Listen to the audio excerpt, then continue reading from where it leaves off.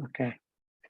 Om Ajnana-timirandasya Jnananjana-shalakaya Chakshur-unmilitam Yena Tasmai Shri Guruve Namaha. Shri Chaitanya-manobhishtam Sthapitam Yena Bhutale Swayam Rupa Gadamahyam Dadati Swapadantikam Vandeham Shri Guru Shriyuta Padakamalam Shri Guru Vaishnavamscha Shri Rupam Sagrajatam Sahagana Raghunatanvitam Tam Sajivam Sadvaitam Savadutam Parijana Sahitam Krishna Chaitanya Devam Shri Radha Krishna Padan Sahagana Lalita Shri Vishakhan Vitamsham He Krishna Karuna Sindhu Dinabandhu Jagatpate Gopesha Gopika Kanta Radha Kanta Namostate Tapta Kanchana Gaurangi Radhe Vrindavaneshwari Rishabhanu Stute Devi Pranamami Haripriye Vancha Kalpatarubhyascha Kripa Sindhubhya Evacha Patitanam Pavanebhyo Vaishnavebhyo Namo Namaha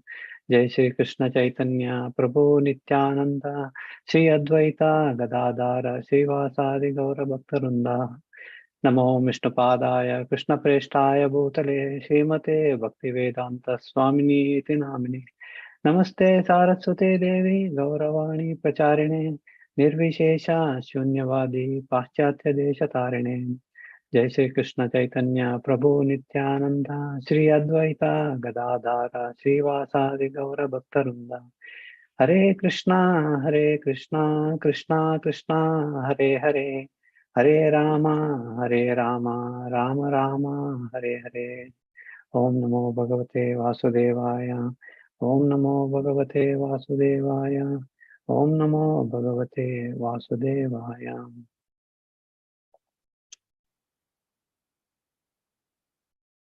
Okay, let me share my screen.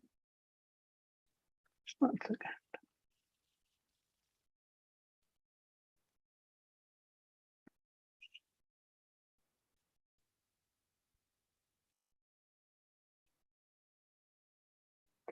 Okay, let me recite.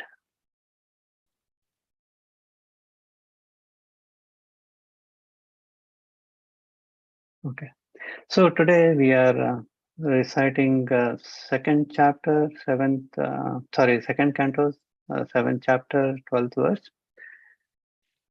Matsyo yuganta samaye manunopalabdha Shoni Nikila Jiva Nikaya Keta Vishram Sitanurubhaye Salile Mukhanme Adaya Tatra Vijaharaha Veda Margan Matsyo Yuganta Samaye Manunopalabdha Shoni Nikila Jiva Nikaya Keta Vishramsitam Urubhaye Salile Mukhanne Adaya Tatra Vijaharaha Veda Margan. One more time. Matsyo Yuganta Samaye Manunopalabdha Shoni Nikila Jiva Nikaya Keta Vishramsitan Urubhaye Salile Mukhanne Adaya Tatra Vijaharaha Veda Margan. Synonym: Matsya, incarnation of the fish; Yuganta, at the end of millennium; Samaye, at the time of Manuna, the would-be Vaivasuta Manu; Upalabdha, seen; Shoni Maya, up to the earthly planet; Nikhila, all; Jiva, living entities; Nikhaya Keta, shelter for; Vishram Sthitan, emanating from; Uru, great; Bhaye, out of fear; Salile, in the water; Mukhat, from the mouth; Me, mind; Adaya, having taken to; Tatra, there; Vijahara, enjoyed; Ha, certainly; Veda Margan, all the Vedas. Translation: At the end of millennium, the would-be Vaivasata Manu of the name Satyavrata would see that the Lord in the fish incarnation is the shelter of all kinds of living entities, up to those in the earthly planet. Because of my fear because of my fear of the vast water at the end of millennium, the Vedas come out my Brahma's mouth, and the Lord enjoys those vast water and protects the Vedas. Purport by Srila Prabhupada. Srila Prabhupada ki jai. During one day of Brahma, there are 14 Manus, and at the end of each Manu, there are devastation up to the earthly planet. And the vast water is fearful even to Brahma. So, in the beginning of the would-be Vayvasata Manu, such devastation would be seen by him. There would be many other incidents also, such as the killing of famous Shankasura. This foretelling is by the past experience of Brahmaji, who knew that in that fearful, devastating scene, the Vedas would come out of his mouth, but the Lord, in his fish incarnation, not only would save all the living entities, namely the demigods, animals, men, and the great sages, but would also save the Vedas.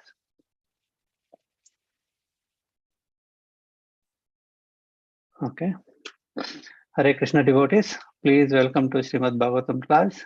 I seek blessing from Guru, Krishna, and all assembled devotees, so that I can speak something meaningful.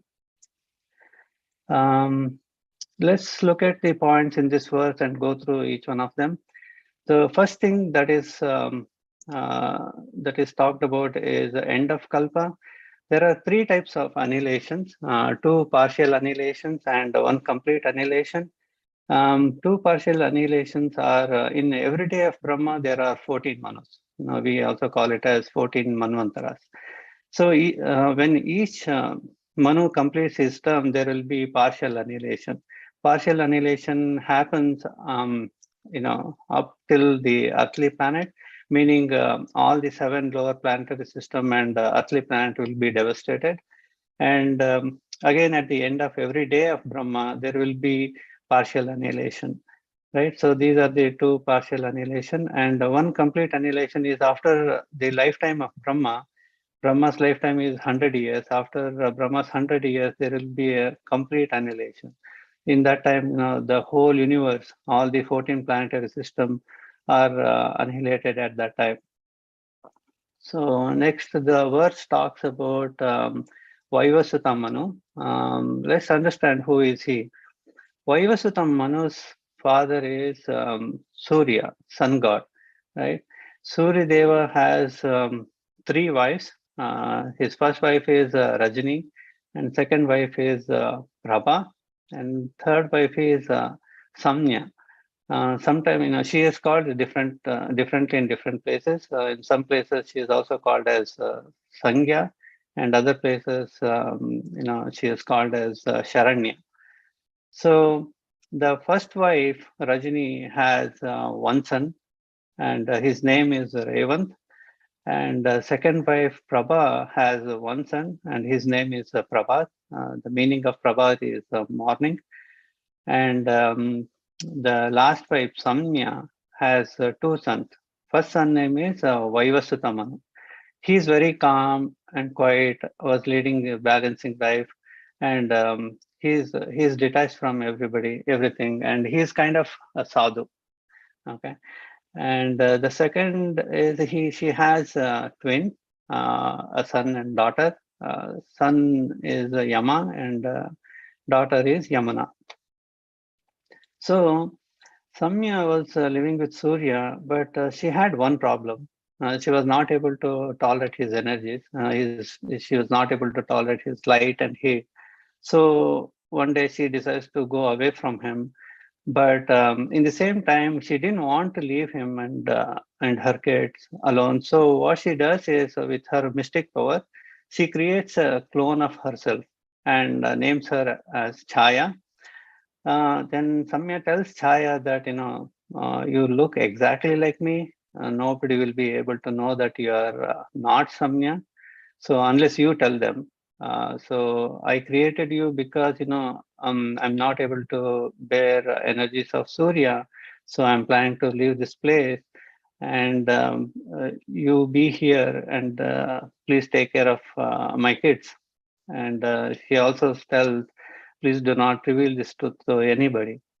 So Chaya says, okay, I can take care of your kids. And Chaya starts living with Surya, and in due course of time, even she begets two sons and two daughters. The two sons are Savarni Manu and Shani Deva, and two daughters are uh, Tapti and Vishti. Now, now she has her own kids, and naturally, her affection towards Samya's kids goes down. And Vayasata Manu didn't have any problem with this because there is, I mean, he was, kind of saintly person that time itself, and that's why he didn't bother anything for him. But Emma had a lot of problem with this. He was not able to take that discrimination, and uh, after some time, because of some incident, he was so furious and he was so angry on her, and he takes a log and he was about to hit her. And at that time, Chaya stops him and curses him with incurable disease.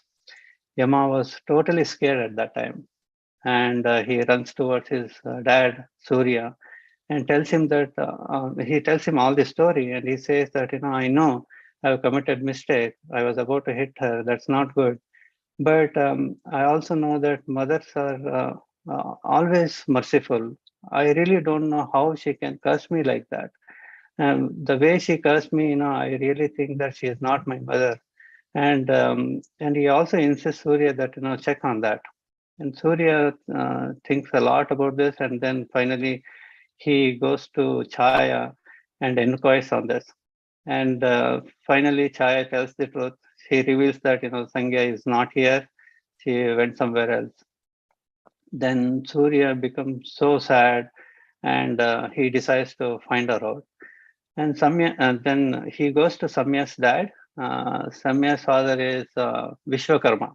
You already know that Vishwakarma is the chief architect for demigods. And he asked Vishwakarma that whether Samya had come here. He says yes, he came here, and she had taken a horse form, and she wanted to live with me, and I said no to that. I couldn't give her shelter because she didn't inform you, and also she didn't take permission from you. That's why I couldn't give shelter to her, and she was so sad and she left this place. That's what he says.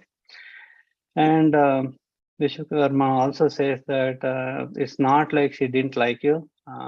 She was, but only thing is, she was not able to bear your energies. She was not able to tolerate your light and heat. That's why she had to leave. And also he offers a help to Surya that if you want, I can take away some of your energies. Then Surya says, no, really you can do that. Then why don't you do it? Then Vishwakarma takes away some of his energies. So while he was taking out energies, he takes out energies from his head till his feet, but he doesn't take out any energy from his feet. And whatever the energy he extracted from him, he uses that to make diamonds and make other different types of weapons for demigods.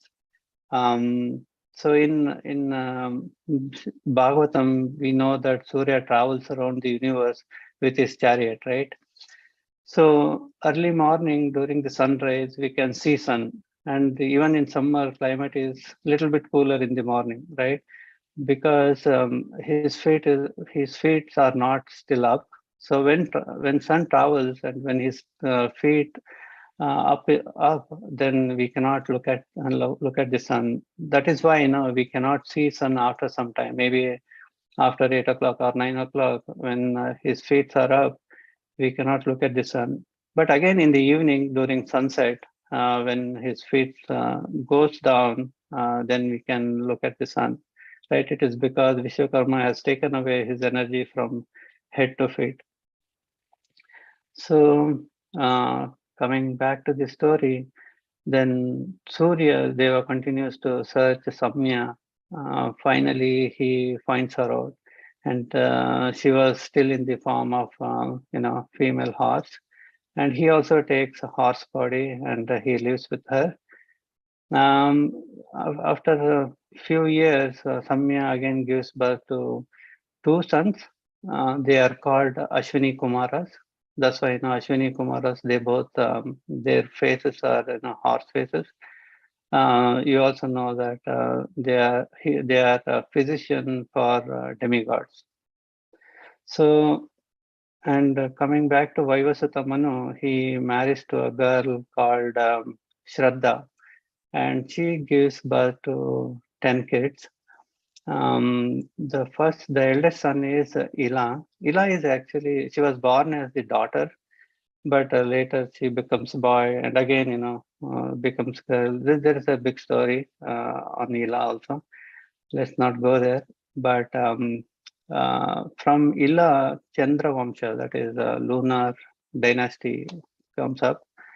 He starts the lunar dynasty, and second son is Ikshvaku. Uh, he starts Surya Vamsha, solar dynasty. So all these things are happening in sixth Manvantara time frame, and uh, currently seventh Manu is seventh Manvantara is running. Vayasata Manu is running it. So uh, during at the end of sixth Manvantara, Vayasata Manu does tapasya for thousands of years, and Brahma appears in front of him, and Brahma asks him, "Okay, what do you want?" Vayasata Manu says, I want to have the responsibility of saving the earth when Pralaya comes. So Brahma says, okay.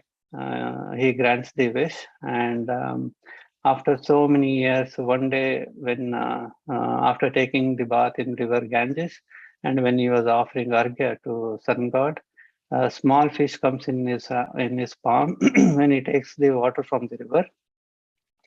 This fish is not a normal fish. It is a talking fish. It says that, please save me, and please give me a shelter. And he was in between his prayers, so he thinks, okay, let's transfer this fish to his kamandalu. Kamandalu is like, small water pot that every, sages have, right? He transferred it to his kamandalu, and he continues his prayers.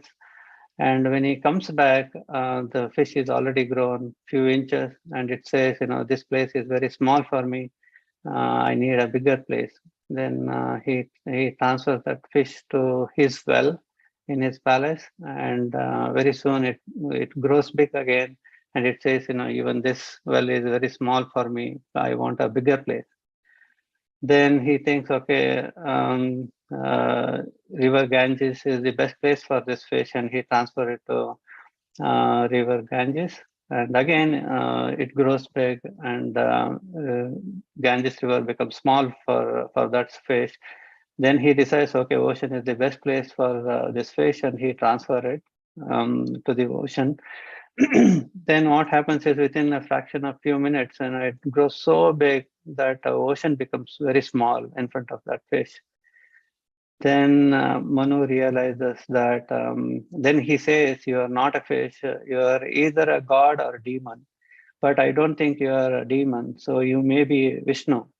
So please show your real self. Then Vishnu shows his real self, and Vishnu says that, you have got a boon from Brahma to save this earth during annihilation. So very soon this earth is going to be annihilated. So start preparing. You can start gathering all rishis, munis, herbs, animals, all those things. And when time comes, I'll come as a fish and help you to save this earth.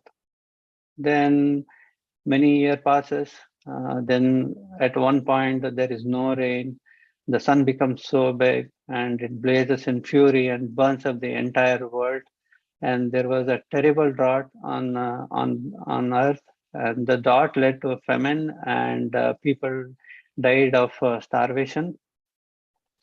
Then at that time, seven types of seven clouds come. They are Samavarta, Bhimananda, Drona, Kona, Vidyut Pataka. All those cloud comes, and these are the clouds that appears at the end of destruction. and the rain began. The rain begins and pours the water, and soon the water engulfs the entire earth. And as Vishnu instructed, Manu gathered everybody inside the boat. And after some time, fish appears. Manu uses the snake to tie to the boat to the fish hall. Then fish was dragging this boat, right? That time he asked several questions to Vishnu, and Vishnu answers to all those questions. So this conversation is known as Matsya Purana. So this is the story about Vaivasata Manu. Um, in this verse, in today's verse, it said that even Brahma was fearful of vast water, right? And at that time, Veda came out of his mouth, and Vishnu rescued the Veda. So yesterday, Dhananjay Pandit Prabhu explained so nicely the other instances of how Veda was rescued from other demons, right? So Veda is very important for the mankind, and that's why now Vishnu rescued them, because Veda has transcendental knowledge. I was reading somewhere, Srila Prabhupada was saying, while he was talking about transcendental knowledge, he says that the modern civilization is avoiding the real suffering. They are engaged in solving the temporary suffering, but Vedic knowledge is meant for ending the suffering for good. The human life is meant for that, is to end all the suffering, right? But actually, we are also trying to end our suffering. If you look at our businesses, our education, it may be a medical science or engineering, any engineering stream or any education you take. So our advancement in knowledge is meant to end our suffering. But this suffering is temporary, and we are trying to fix temporary suffering. That too with a great endeavor, right? That's why we need to focus on ending the big suffering for good. That sort of knowledge it comes from the transcendental knowledge. That's called the transcendental knowledge. So transcendental knowledge is beyond three modes of material nature, right? Which actually helps in cutting the birth and death cycle. And also it comes from we should receive it from the disciplic succession. Transcendental knowledge is the one which establishes the connection between mankind and God. Otherwise, we will always be satisfying our senses, right? So this is the only savior. So the transcendental knowledge establishes the missing link with the God.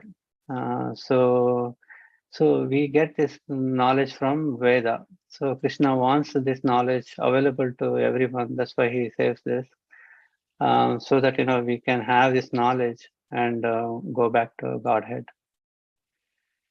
Okay, that's all I had for today. If you have any comments or questions, please go ahead.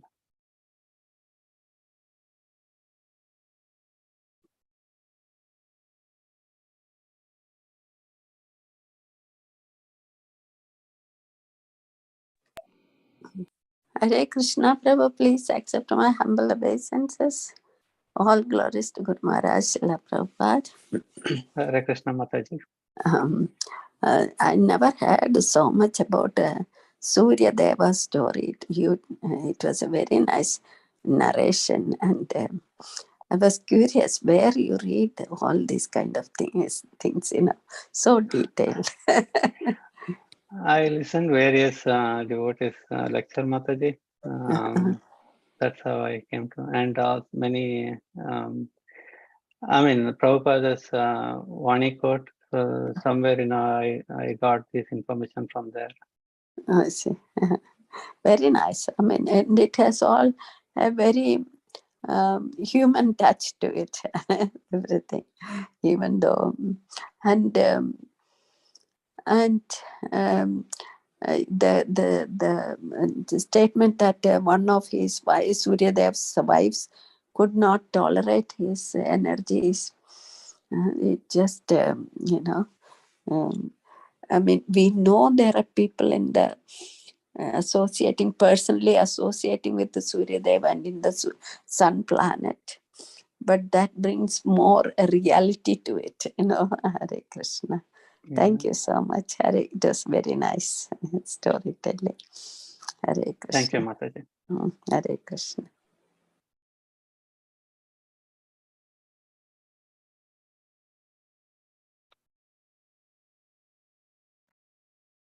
Hare Krishna. Now come. Thank you so much. Is it from Matsya Purana, this whole episode? Or are you? Yes, Prabhu. Okay. So the stealing of the Vedas, Prabhu, I mean, maybe if you can just elaborate, is it a personified Vedas that the got stolen, or because it is a knowledge, right? So maybe I forgot actually. I heard something in the past what it really means. Maybe if you have. I exactly don't know, Prabhu, but I feel it is not. I don't think it's the written form. Yeah, no, It it's may not. be, and also Brahma is a body of knowledge, right? So, and also these demons can hijack your memory. Also, that's how they steal it. That's my understanding. So that's how they may be stealing it, right? I don't know exactly how they steal from Brahma, these Vedas, because this is not in written form, right? It is not written somewhere in the book or anything like that. It is a part of his memory. Hare Krishna Prabhu, Dandavat Pranam. That is how Hare Krishna, Prabhu. if you see the current world, the software has been hacked. So that actually came from those demons only. That's what, yeah. Using the program, you can hijack any part of the memory, right? So probably Yeah, so same thing here. basically, it's not physically available. In fact, he can steal. If I look at it, I can, people will generally say, "I stole my heart. I stole your heart. Yeah. Heart is stolen."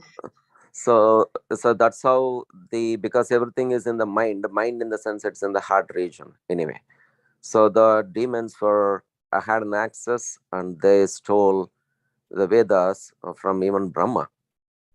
And Brahma, that was another pastime, right? So even see, and that was restored again. Maybe that, what is that, Lakshmi Hayagriva pastime? Yeah. Exactly. Yeah. So that means how enormous how the system can work, and now we are deriving all those technologies from the previous, but this current world is still not that great. What we can do, but it's all in a subtle form, not in the physical form. It's very subtle, which we cannot understand. That's true. The subtle technology is very hard to understand here compared to the Yes. grass. That's true. Yes, Prabhuji. Hare Krishna. Thank you, Prabhu, for the comment. Hare Krishna, Prabhuji. Wonderful, class. So nicely explained, and the particular topic about how Vedas got stolen. Prabhuji, modern day cyber criminals can hijack your computer. They can lock down entire systems, take down even power grids and stuff like that. So if ordinary human beings can do these things, those demons, of who are directly fighting with somebody like the Supreme Lord, I think they have a lot more power, Prabhuji, and a lot of subtle power too. So it's no. What do you say? I mean, it's possible. We just don't know how. That's all. True, Prabhu. Yeah. Thank you, Prabhu, for the comment. Anything else from anybody? Otherwise, Lakshmikant Prabhu, I think we are done here.